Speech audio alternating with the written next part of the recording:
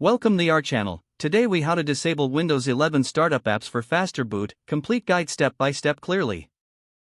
To disable startup apps in Windows 11, next, select the settings icon, which looks like a gear. In the settings menu, choose the apps option from the left sidebar. Then, click on Startup. Here, you will see a list of applications that are set to run at startup. Each application will have a toggle switch next to it. To disable an app, simply click the toggle switch to change it from on to off. This will prevent the app from launching during boot, helping speed up the process.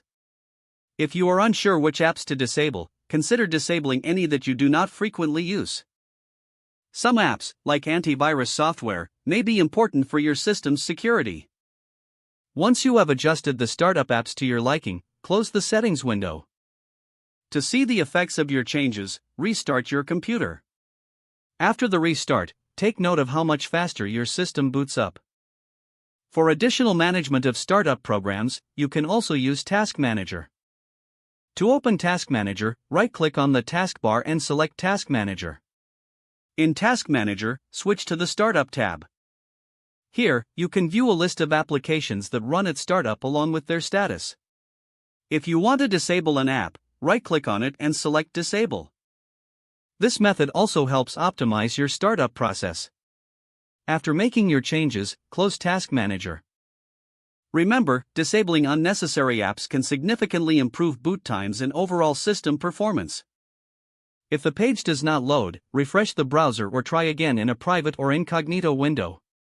Make sure you are using the correct email address, then retype it carefully to avoid small typos. If your password is not accepted, use the reset option and create a new strong password you can remember. Check your spam folder for verification or security emails, then complete any requested confirmation steps. Enable two-factor authentication if available to improve account security and reduce unauthorized access risk. After signing in, review your profile details so your contact information and settings are accurate and current. If you see an error message, note it down and try again after restarting your device and internet connection. Don't forget to like this video and subscribe to our channel for more step-by-step tech guides.